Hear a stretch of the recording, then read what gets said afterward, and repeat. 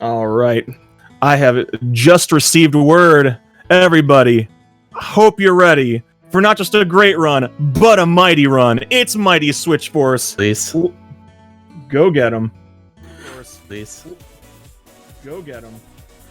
All right, so I'm Tony. I've got Shasta here commentating with me, and we've got the most excellent puzzle platformer that only a select handful of people know about.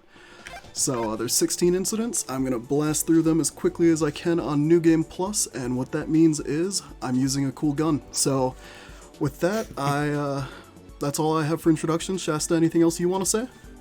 That gun makes it go fast. It makes momentum happen. It's really cool. Yeah, Also, there's no luck in this game. Yeah, all skill. That's about it. All right, so ready for the countdown there? Whenever you want. All right, let's get this going in 3, 2, 1, let's go. So, Mighty Switch Force, as Shasta was mentioning, this gun makes you go fast, and the reason for that is it produces knockback when you shoot it.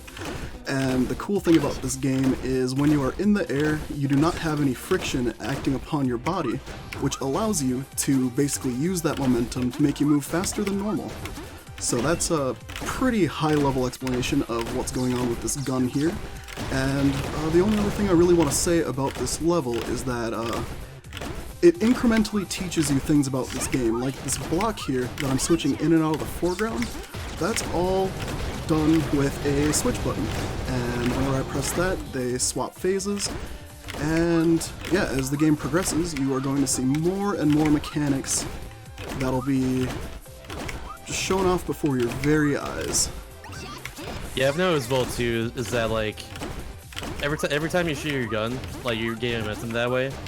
But like I said, you also just straight up gain momentum. It's not just like having the same amount of speed over and over again. So like if you can keep chaining it as you lay on the ground like that, and like behind you, then you can just go extremely fast across the screen.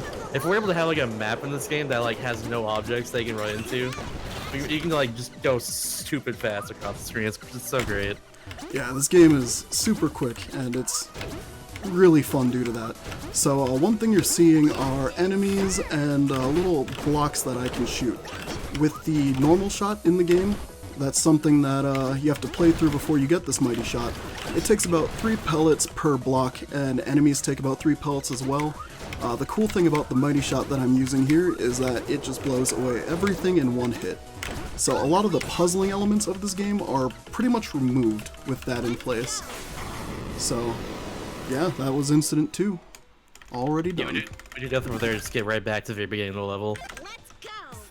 Alright, so Incident 3, we're introducing these launch blocks, and that yellow arrow is where you're going to get launched when you press the switch button while you're inside it. And basically, I'm going to grab all of these hooligan sisters, who are the level objectives in each level, and we're going to head on out of here. If you do it level correctly, you can catch each hooligan sister that's like in like the middle area of that level there, and like not even hit the block that they're on. It's really cool. Yeah, the it's Owl really Record difficult does that. too. It's very impressive. So in this level, we're going to be doing a lot of different like off-screen switches to try and make sure your bombs don't accidentally get blown up in the wrong spot. That's what Tony's trying to do at the very beginning here. Yeah, thanks for covering that. That's a a pretty focus-intensive thing there. Yeah, it definitely is. And yeah, as you see, there's bombs here. Normally you use them to blow up these bigger blocks because you can't shoot them with the regular pellet gun that you have. But since I'm going fast and I have the best gun in the game, it's not a problem for me.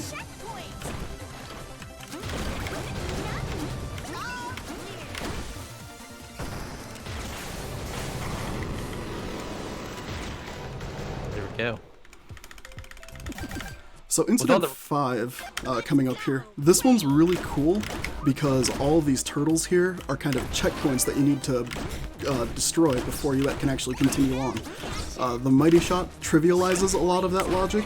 There's a lot of ways to smash them into the foreground with these yellow blocks, which you can definitely do, but since I can just shoot them down, I go much faster than normal through this level here. Yeah, usually sort of like puzzle that you need to do in order to actually like, you know, destroy them. Usually by hitting them in the foreground, but that's not a thing in this at all. Also, Tony just skipped a checkpoint right there as well. I believe in this level you said for a death warp, is that correct? Or is that just... No, this one is just straightforward here. Basically, take out all the turtles and go. It's the next level. It's the next level you do that then, that's my bad. Yeah, this one coming up here has a death warp. We'll see if I can get it here in this run. Also gonna point out too real quick, so the robot they go into at the end of every single level has a little cycle going on with them. So at the very end of that last level, there is like, if you like get on a bad cycle and lose a little bit of time, especially going for an ILO record, it'd be a bit annoying. Yeah, it's definitely one thing that makes running this game difficult. The HD version doesn't have that problem, but the original version definitely does. So on this level as well, we're introduced to these different switching blocks. If you switch while on top of one of them, the block that you switch on will stay in the just say just tangible, but the other block will stay intangible. You also do stuff like switch on both of them at the same time to make sure that doesn't happen as well. You're also gonna notice that Tony is gonna avoid every single checkpoint in this level, which are those little dogs that you see.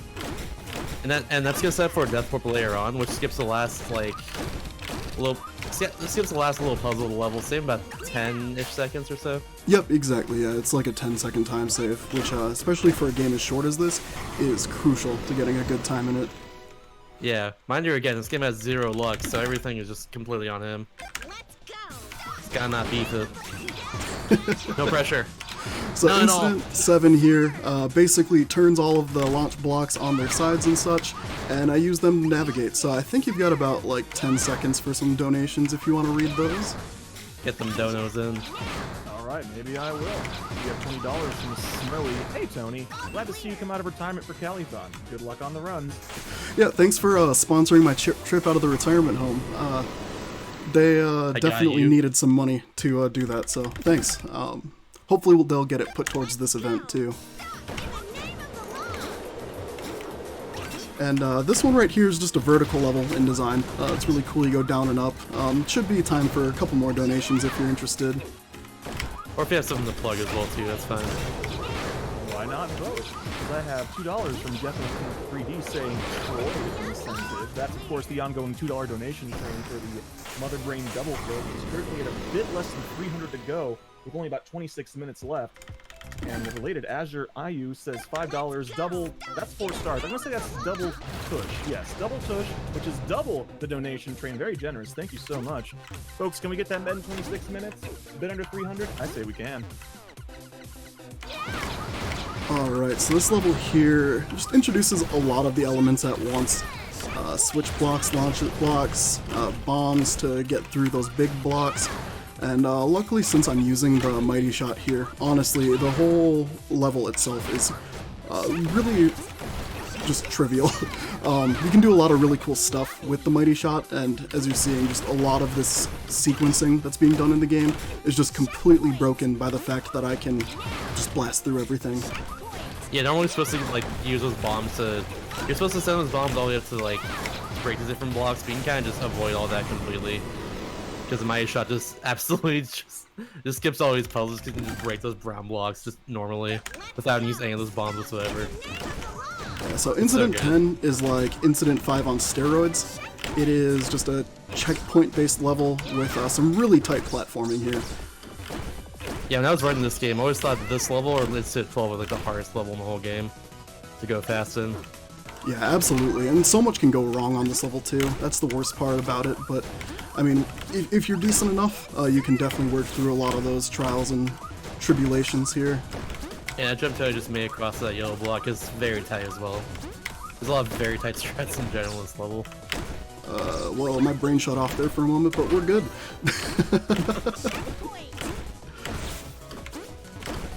Alright, so this part here can be really slow if you jump one block at a time, so what I'm going to do here is just shoot my way across. Every time you switch in and out, that takes about a second's worth of time, so overall that does save a good chunk of time not doing that. Went for a bit of a safety jump there because just dropping onto that switch block can be kind of a pain.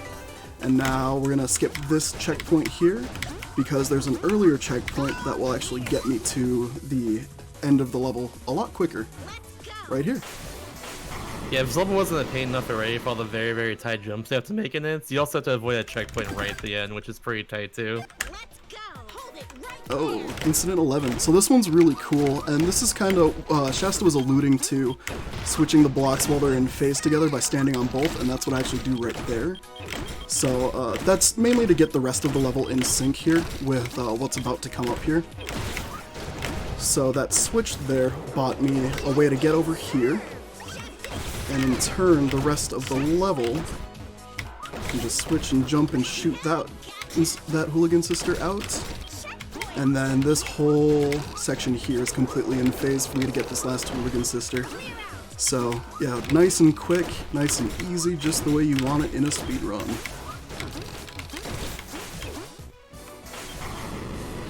Here's a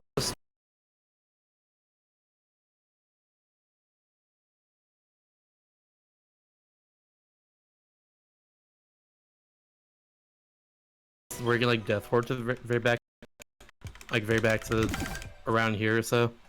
I forget though. You know, there might be. I think a different I think. I kind of got rid of everything, and a lot of this is pieced together from my memory. And you know, being an old retired speedrunner at this point, some things aren't the way they used to be. Definitely, definitely. So Incident 12 here is just a marathon. I'm just making my way through the entire level as quickly as I can, so this should be good for some plugs and donations. Wait a minute. We have $10 from Anosef, who says, did someone say $10 dono train? Well, Anosef, you sure did, but my question is, what does everyone else say to that? As of course, $10 donations toward that Metroid double mother brain kill. 22 minutes left, at 207 of 500.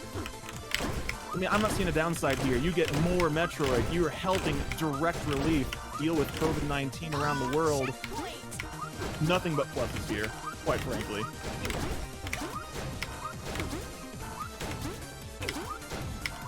Additionally, if that's, you also have a couple other things going on here. We also do have the mysterious Super Mario Odyssey nipple percent run. You can unlock the mystery. That one's a 1250 goal.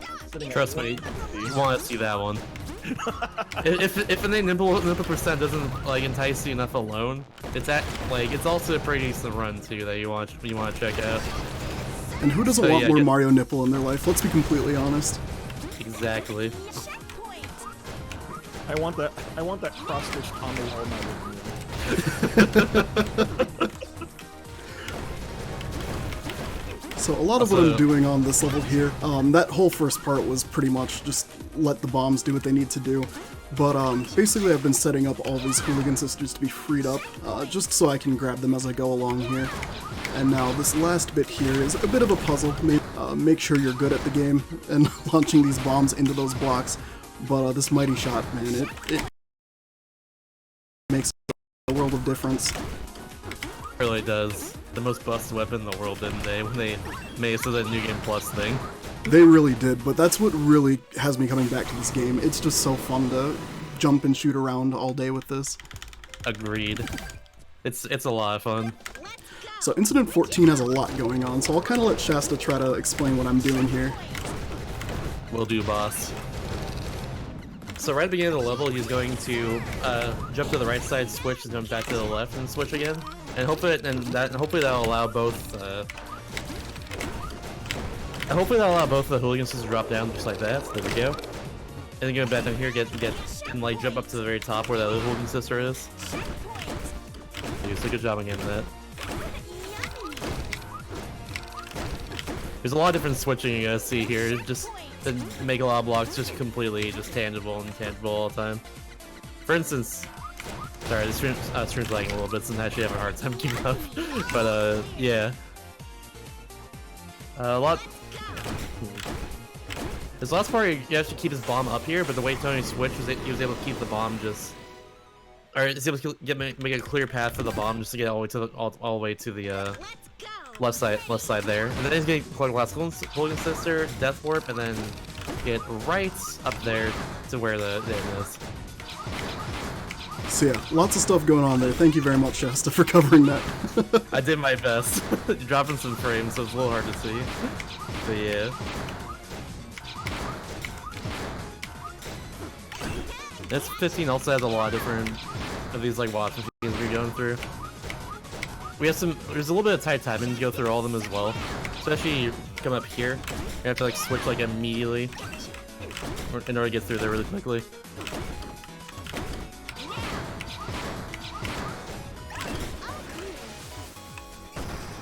Yeah, knowing when to switch and knowing like how and like knowing what objects are like in front of you is like a huge part of like the speedrun in general. And also like of course skipping past the objects you can with the mighty shot jump. But yeah, there we go. That's super nice. So coming up here is the auto scroller. Really not much to say or talk about during this point in the game. So I am going to leave the floor open to donation. I do have a question. What is that Metroid Mother Brain Twice donation incentive at? From what I can see here, it is at $207 out of 500. Okay. So what I'm going to do is commit to completing that once this run is over here. I'm fortunate enough to be staying with family during the lockdown that we're experiencing here in Minnesota, and since I've got some disposable income to do something like that with, I figure why not support the people that need that help, and you know, show off some cool game stuff. So yeah, once I'm done with this run here, I'll be completing whatever it's at. So if anyone wants to give me a hand, please get some donations in. Yeah, please help Tony out here. That's a lot of money to donate towards something. In this case, I'm very appreciative of it, to say the least. But anything you can help, anything you can donate to like help relieve Tony, I guess, because he's gonna be completing the next incentive. That'd be very good. Thank you very much once again, Tony. That's very kind of you. Hey, anything for the Calithon, folks. Heck yeah. By the way, this last incident, we're just going up essentially an auto scroller. So for a reason, it's helmet's gonna beep like beep beep beep, and then it's gonna switch. That's gonna happen every single time.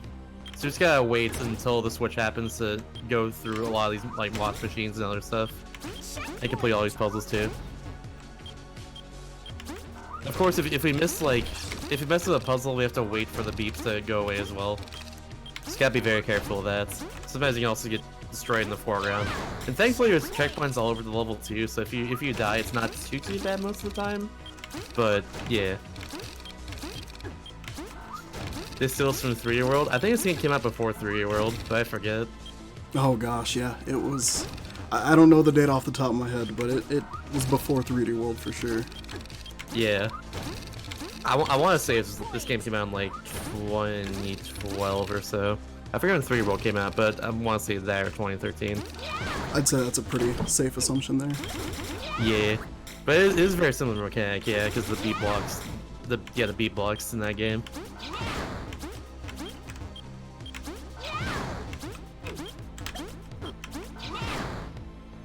Now we're getting to the very end of the level. You got all these different yellow blocks that if you get hit by them, you just get hit in the foreground. So you gotta be very fast here.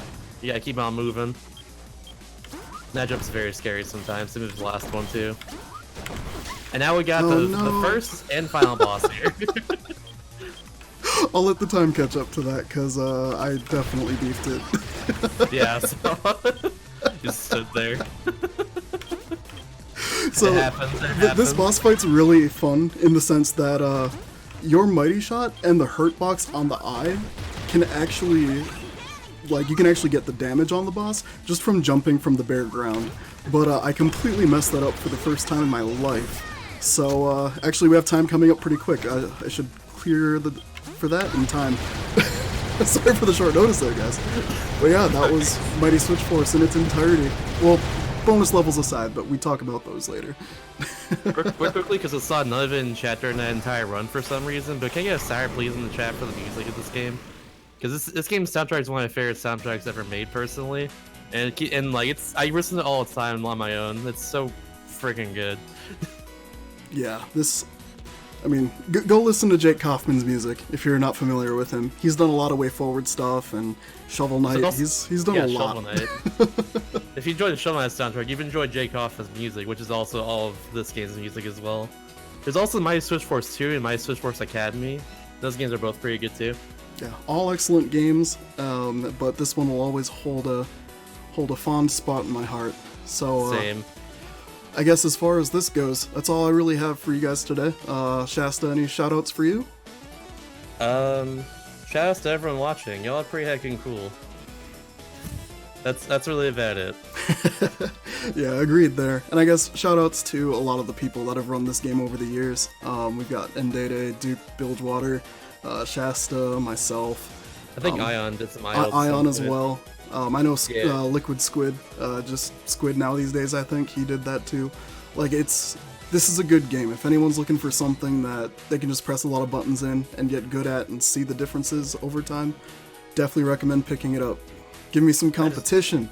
I just noticed Kondrack as well, who made the game Iconoclast, is one of the animators of this game. I just noticed that right now. Yeah, Way Forward Yeah, holy fosters a crap. lot of amazing indie talent, and they continue to maintain their own staff too. Like, That's really dope. they're great. But yeah, I'm gonna hop off and I'm gonna go make that donation so we can get that sweet Mother Brain double fight there. So thank you very much for watching, everyone. Yep, thank you very much. Have a good everybody. I'm doing the last run. No one else could.